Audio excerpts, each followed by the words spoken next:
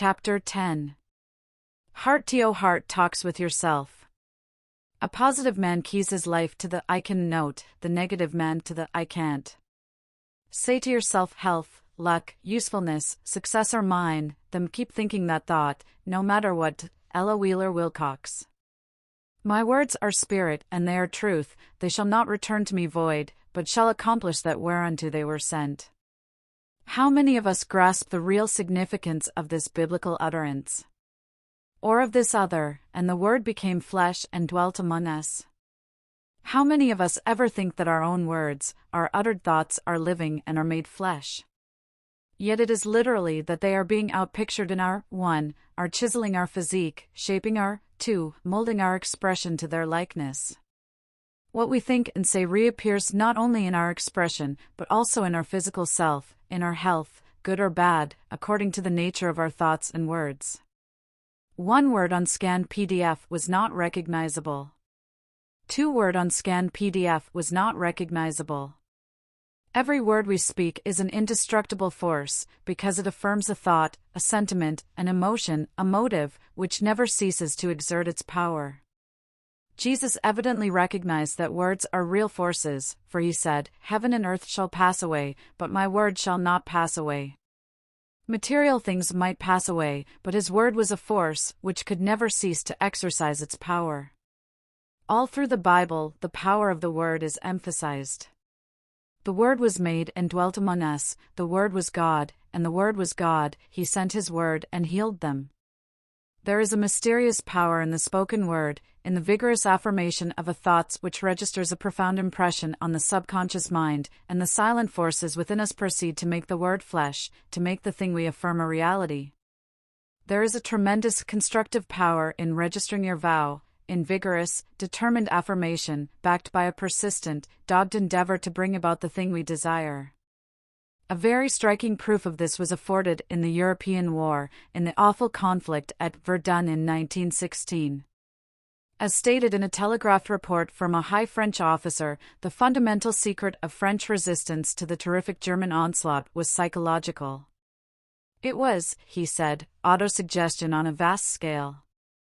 General Pétain replaced doubt and discouragement with iron determination when throughout the entire army flashed his expressed resolution that the Germans should not get through the French lines, ils n'y passeront pas. They shall not pass. All of the soldiers were so hypnotized by the constant repetition of the phrase, ils n'y passeront pas, that no idea save that of resistance could enter their heads. There is no doubt that it trebled and quadrupled the resisting power of the army. The mighty suggestion of invincibility in the words was literally the decisive factor in the battle. The repetition of "they shall not pass" was what enabled the infantry to undergo unexampled bombardment and then rush forward with the bayonet as eagerly as fresh troops. It was the explanation of confidence in victory seen even in captured Frenchmen which amazed their German captors. The French officer's report further stated that a surgeon in the dressing station close to the front said the most remarkable thing about the wounded was their general attitude of determination.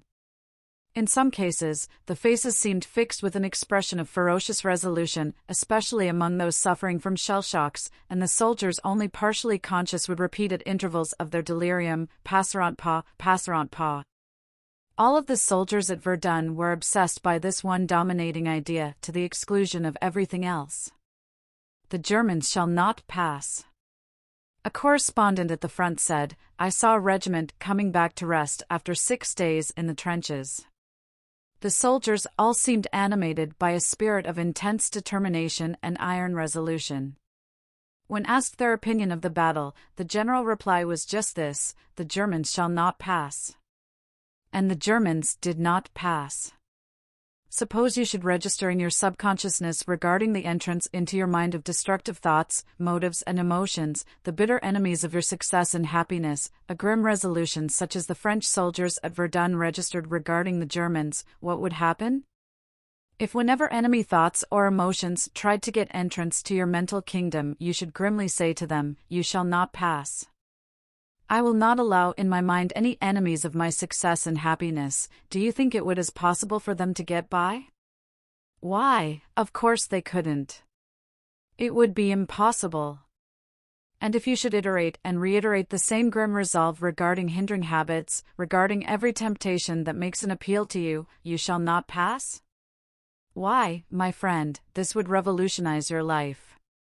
Every word we speak, even uttered thought, is power for good or ill, and we must remember that it is what we put into the word that gives it its meaning, and determines its quality and its force. Words themselves are the clothes for our thoughts. We can take a word and think love into it, think service into it, think friendliness into it, and it will create a corresponding feeling in the one it is addressed to. Or we can take the same word and think hatred into it, think jealousy into it, think envy into it, and hurl it out and arouse antagonism, jealousy, hatred, or envy in another mind. We know that we can do the same thing with a dog, and he will feel the thought, the love or the hate, the anger or the contempt, which we put into the word. We can fling out hatred and bitterness, sarcasm, malice, in words. We can arouse the anger which kills, or we can call out love, admiration, sympathy, friendship. Everything depends upon the thought behind the word. It is the mental attitude that gives the word its real meaning. And your words are messengers of life or death to yourself and to others. Words have put civilization where it is today. The word wedded to the thought has built everything that man has achieved. He speaks and it is done, just as God spake and the earth was created, man and every living thing was created. Everything is made out of God's thoughts, out of God's ideas, and He speaks through man. There is a force in spoken words, which is not stirred by going over the same words mentally. When vocalized, they make a more lasting impression upon the mind. You know how much more powerfully you are impressed and inspired by listening to a great lecture or sermon than you would be if you read the same thing in print.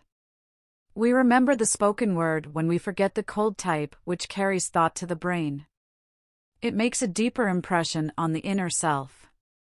We can talk to our inner or other self, just as we would talk to a child, and we know from experience that it will listen to and act on our suggestions. We are constantly sending suggestions or commands to this inner self. We may not do so audibly, but we do so silently, mentally.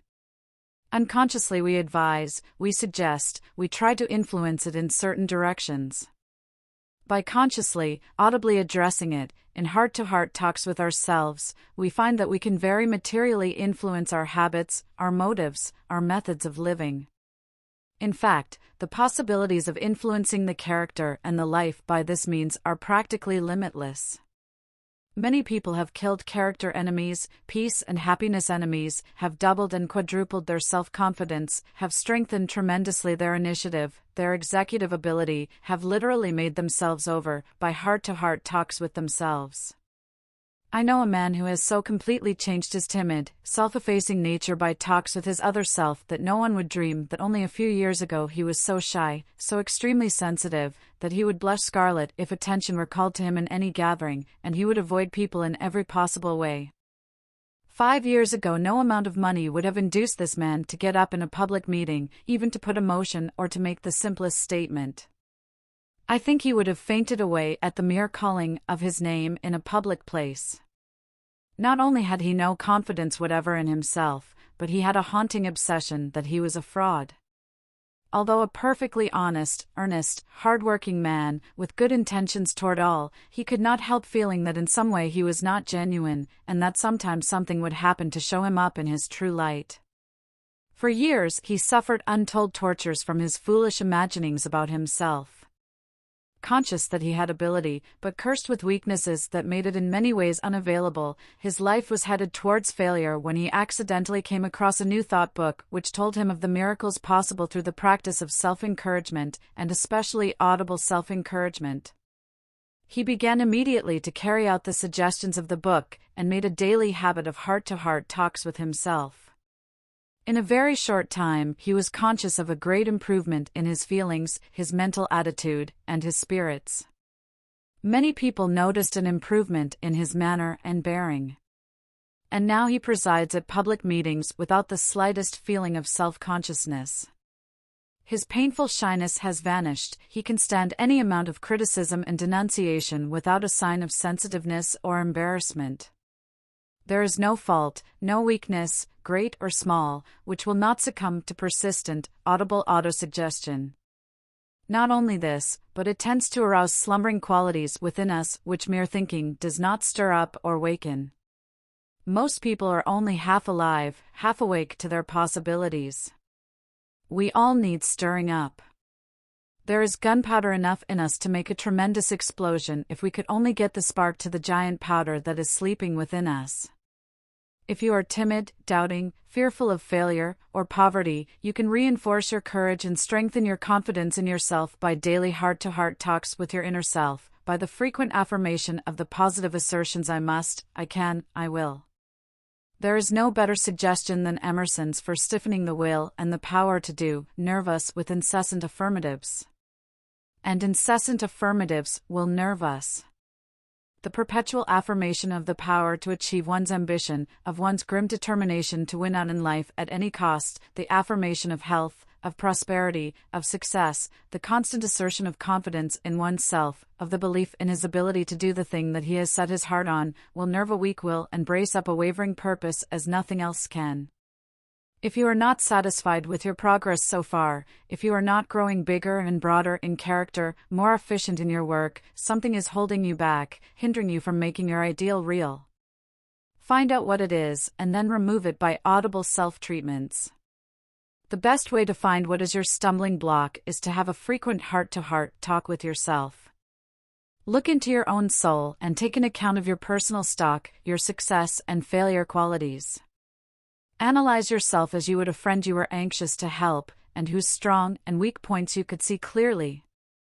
Get by yourself in your room, or, infinitely better, in some quiet place in the country where you can be absolutely alone with your Maker, and examine yourself something after this fashion, putting the questions aloud, and addressing yourself by name. Now, James or N, or whatever your name is, what is the trouble with you? Why do you not get along faster? Do you lack ambition, or has it not yet been awakened? Why are you not doing at least as well as others around you are doing under similar conditions? Why are you plodding along in mediocrity while those all about you with no better chances, perhaps infinitely poorer chances than yours, are getting on by leaps and bounds? There must be some reason for this. Do you lack vitality, energy, or are you not using what you have? Have you some weakness, defect, or peculiarity which is holding you down? Are you the victim of a weak link in the chain of your character which is nullifying all your efforts in other directions? Where is the trouble? You must put your finger on it and correct it, or your life may be a failure. Write out a list of the qualities that make a strong, courageous, successful character and their opposites, those that make a weak, timid, unsuccessful one, and examine yourself to see what is your rating in the list. Call them off aloud: faith, courage, self-confidence, ambition, enthusiasm, perseverance, concentration, initiative, cheerfulness, optimism, thoroughness, etc. Ask yourself if you possess these splendid qualities, or if you incline to their opposites. Don't be afraid to face your weak points, or your fool streaks, to call your faults by their right names. Bring them into the light, see them for what they are, and then grapple with them. You cannot afford to be less than God intended you to be less than you feel that you should be and can be, to have your life spoiled by some defect which you can overcome. When you have gone over the specific character qualities, ask yourself these broader questions, always visualizing and addressing yourself by name. What are you here for? What do you mean to the world? What message does your life, your career, bring to it? What do you mean to your community? What do you stand for? What do you represent? Do you realize that you were sent here with a message for humanity? Are you delivering it like a man, like a woman, patiently, persistently, determinately, without grumbling, whining, or shirking? What are you giving to the world? Do you mean much of anything to anybody but yourself? Is your sole aim self-aggrandizement, to get more reputation, more money, more comforts for yourself? Does your ambition, as far as possible, shut others out of your life? Are you always going to do the kindly deed, going to help others in the future, when you get on a little further, when you are better able, when all your own wants are satisfied? Are you dreaming of the big thing you are going to do tomorrow, or are you doing the little things which you can do today, giving yourself as you go along, giving, if you have nothing else to give, encouragement, inspiration, helpfulness to those on the way with you? Would your community miss you very much if you should drop out of it? Probe yourself in this manner until you get a good line on yourself, a fair estimate of yourself, until you know both your strength and your weakness, until you can see with clear eyes the things that are keeping you back, the lack in your nature that is handicapping you, the weakness that is cutting down the average of your ability by 10, 20, 50, or even 75%. Then vigorously attack your enemies, the enemies of your success, of your efficiency, of your happiness. Constantly stoutly affirm your complete mastery over them, their powerlessness to dominate your life and ruin your career. If, for instance, you are a victim of self-effacement, if you find you lack self-confidence, if you never dare undertake any responsibility you can possibly avoid, if, instead of asserting your individuality and assuming the dignity that is yours by divine right, you shrink from everything which draws attention to yourself, if you have no faith in your ability, you must talk to yourself something like this: I am a child of God. I am made in His image and likeness. I am a partaker of all His divine qualities. Therefore I have divine power, I have strength and ability to do what I long to do. I am strength. I am ability. I am self-confidence. I am success. I can do what I will to do, and will no longer suffer this cowardly timidity to rule me. I will never again by self-depreciation and self-effacement deny my divine fatherhood. It is a sin against my Father and myself to belittle my heritage from Him. I am the son of an all-powerful King, and henceforth I will act the part. I will walk the earth like a prince. I will never again shrink from assuming any responsibility which comes to me. I have plenty of ability to do what I long to do, to be what I long to be. I will no longer go about as if I were inferior to others. I am not inferior, and from now on I shall express my opinion and assert myself whenever and wherever necessary. I am now facing life with a self-respecting, confident attitude, with a hopeful outlook, for I know that as a child of God I am victory-organized. Self-depreciation is a crime, a reflection upon my Creator who pronounced everything He made good. Lack of faith in myself is nothing but lack of faith in Him. I will cut it out of my life, for I am that which I think I am. I can be nothing more, nothing less. As a child of omnipotence, of the all-good, I am bound to make good in every detail of my life. I owe this to my Father and to myself. By heart-to-heart talks of this sort with yourself you can change your whole nature, revolutionize your career. Whether it is faith, courage, initiative, cheerfulness, whatever it is you lack, assume the quality you wish to possess, affirm positively that it is already yours, exercise it whenever possible, concentrate on it, and you will be surprised how quickly you can acquire the desired. I am a great believer in the building power of affirmation, in the possibilities in persistently affirming the thing I am determined to do, in strengthening qualities in which I am weak, in building character, in making life noble. The following strong, positive affirmations by C. D. Larson are very suggestive and would make a splendid daily exercise. I will become more than I am. I will achieve more because I know that I can. I will recognize only that which is good in myself, that which is good in others. I will be more determined when adversity threatens than ever in my life to prove that I can turn all things to good account. I will wish only for that which can give freedom and truth, which can add to the welfare of the race. I will always speak to give encouragement, inspiration, and joy. I will work to be of service to an ever-increasing number, and my ruling desire shall be to enrich, ennoble, and beautify existence for all who may come my way. When you assert yourself, assert the spiritual I, the God image in you, not the physical I, the flesh of you. This would be mere egotism, and it is not asserting your egotism that will benefit you. This will only hurt you. But asserting the reality, the divinity of yourself will do everything for you. Your divine or real self is your potential self, your creative self, and when you assert the reality of your being, not the outward or bodily personality, you are simply asserting divinity, you are asserting omnipotence, omniscience, you are asserting a power that can do things. If we could only realize the creative power of affirmation, of assuming that we are the real embodiment of the thing we long to be or to attain, not that we possess all the qualities of good, but that we are these qualities, with the constant affirming, I myself am a part of the great creative, sustaining principle of the universe, because my real, divine self and my Father are one, what happiness it would bring to Earth's children! Affirmation is a living, vital force. The Bible owes much of its strength to this force. It is a book of affirmations, of strong, positive I statements. But for this fact it would long ago have lost its power. There is no parleying, no arguing, no attempt by the sacred writers to prove the truth of what they say. They merely assert, affirm dogmatically that certain things happened, and that certain other things would happen. Had they attempted to prove the authenticity of what they wrote, endeavored to convince the reader that they were honest men making genuine statements, they would have aroused doubts. But there is no appeal to sympathy, no appeal to the reader's credulity, no appeal for confirmation, no posing for effect, only unrelenting positiveness, persistent affirmations. They simply state facts and affirm principles. Every line breathes dominance, superiority, and confidence. In this lies their tremendous power. There is no sentimental imploring even in the Lord's Prayer. It demands. It is give us, lead us not, forgive us, etc.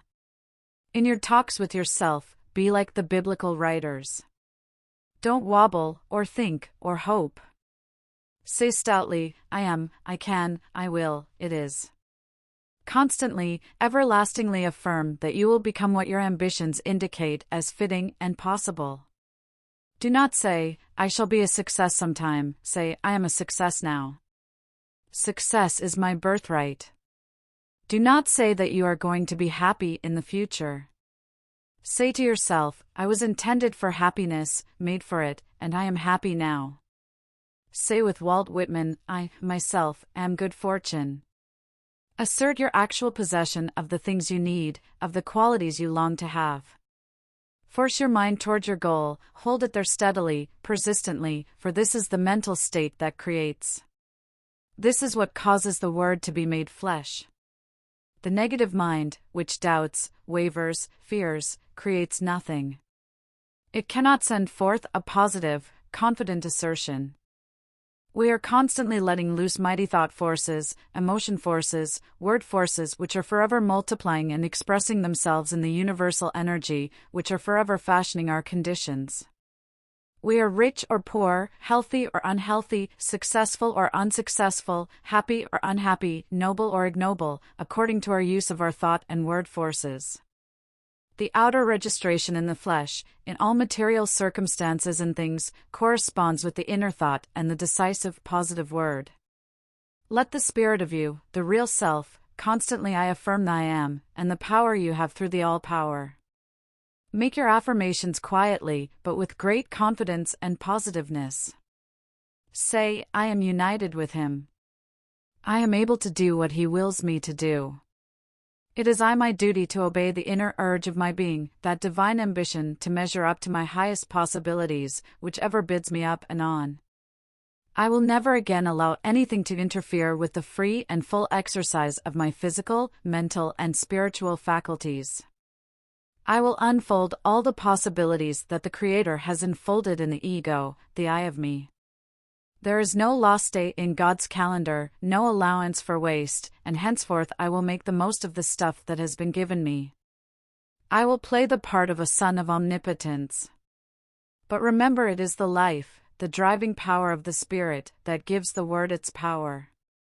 If you don't mean what you say, if you don't live the meaning into your words, they are mere idle breath. The same word, for instance, means a very different thing when spoken by people of different types of character. The same words spoken by one person will heal diseases, while spoken by another they will have no influence whatever upon the patient. The difference in results is due to the difference in the life, in the character of the speakers. Some healers are unsuccessful even when they are letter perfect in the intellectual understanding of the healing principle, simply because they lack the spiritual side, simply because their life does not match their teachings. In fact, it is the life, the spiritual life, that does the healing through the words which the intellect suggests. Just as faith without good works is of no avail without the spirit, without the life behind them, words are cold and ineffectual. When you long for anything that it is right for you to have, affirm in perfect confidence that the thing is already yours, claim it as a reality, do what you can on the material plane to make it yours, and soon you will reap what you have sown in thought and in positive creative affirmation. Say to yourself, God is no respecter of persons. Our Father is not, and could not be, partial in his treatment of his children. To all, without distinction, he gives the same love, the same rights and privileges. He will give me, through my own effort, what I need, what I ask for. I can and I will do what I long to do. I will be what I desire to be. Make these affirmations again and again, and do not wait for an opportunity to begin the thing you want to do. Make your opportunity. The power of affirmation will work miracles for you. You will find that, just in proportion as you increase your confidence in yourself by the affirmation of what you are determined to be and to do, your ability will increase. No matter what other people may think or say about you, never allow yourself to doubt that you can do what you will to do. Boldly, confidently assert that there is a special place for you in the world, an individual role which only you can fill, and that you are going to fill it like a man. Train yourself to expect great things of yourself. Never admit, even by your manner, that you think you are destined to do little things all your life. The way to get the best out of yourself, to make the most of your life, is to put things right up to yourself, to handle yourself without gloves, and talk to yourself as you would talk to a very dear younger brother or sister, or to a son or daughter of whom you expect great things and whose welfare is as dear to you as your own, one whom you long to help to get on and up in the world. You can do this with marvelous results in correcting bad habits or overcoming temptations or dangerous tendencies. In telling how he resisted the temptation to drink when the boys wanted him to take a drink, Edison said, "I thought I had better use for my brain. I wanted all the brain power I could get. I wanted to increase the efficiency of my life, and not diminish it, not demoralize and benumb it. I did not want to take into my mouth an enemy to steal away my brain. I wanted to do the things which would increase, not diminish, my brain power, which would increase, not lessen, my possibilities, which would increase and not destroy, my resources, something which would increase my powers of investigation, of discovery, something which would increase my inventive ability, not destroy it, and I said to myself, I will let that greatest enemy of the race, that enemy which has taken hold of more men and women, ruined more careers, destroyed more happiness, than anything else in the world, alone. If you are in danger of becoming a victim of drink, or if it has already laid its grip on you, say to yourself what Edison said, I will let that greatest enemy of the race, that enemy which has taken hold of more men and women, ruined more careers, destroyed more happiness, than anything else in the world, alone. I cannot afford to give up even a small % of my ability to whiskey. About the only success assets I have are inside of my own skin. I haven't anything to throw away. No one has ever taken a drink who did not honestly believe at the start that he could take it or let it alone as he wished, but their experience shows that they miscalculated the power of their enemy. In such contests, whiskey is nearly always the victor. Knowing this, I will not gamble on my chances of drinking and remaining my own master. I am my own master now, and I shall retain my mastership.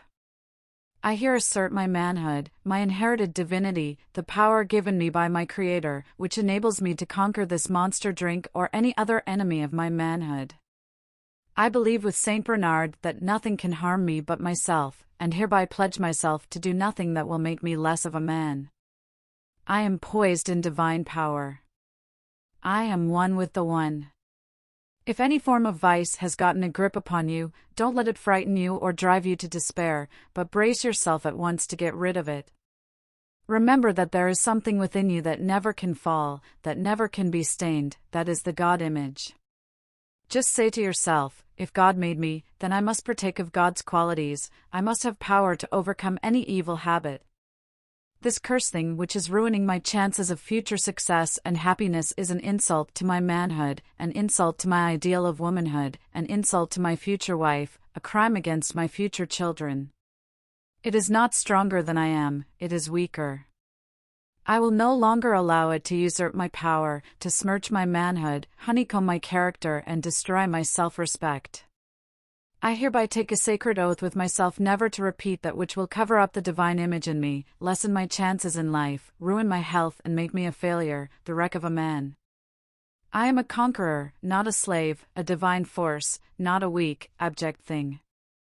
I claim my birthright as a son of God. I am a man, strong, successful, happy, free. I am the captain of my soul. Whether in conquering an enemy habit, driving out fear, or worry, or overcoming trouble or difficulty of any sort, the repetition in our heart-to-heart talks of some strong, encouraging, uplifting Bible passages, such as the following, will be found very helpful. I the Lord will hold thy right hand, saying unto thee, Fear not, I will help thee. I will be glad and rejoice in thy mercy, for thou hast considered my trouble. Thou hast known my soul in adversities. The joy of the Lord is your strength. They that wait upon the Lord shall renew their strength, they shall mount up with wings as eagles. Whoso putteth his trust in the Lord shall be safe. I sought the Lord, and he heard me, and delivered me from all my fears. Cast thy burden upon the Lord, and he shall sustain thee.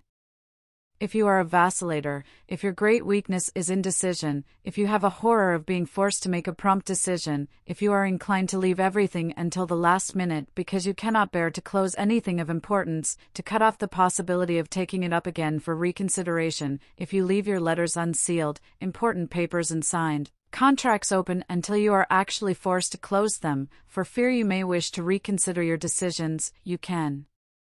Cure yourself of your weakness by talking to your inner self about it, and making up your mind to be a man of decision instead of a vacillator, a weakling. Resolve every morning that for that day at least you will decide things promptly, that you will act like a man of firm purpose and definite will, one who is characterized by a faculty for vigorous, quick decision. After you have given yourself a reasonable time to look over the matter calling for decision and to reach a conclusion, say to yourself, this is the course to follow, or this is the right thing to do. I will decide now and get it off my mind. I will not reconsider, or open the question up again. My judgment is correct. I will trust it. I can think clearly and decide vigorously without procrastinating or vacillating, and from this day on I will do so.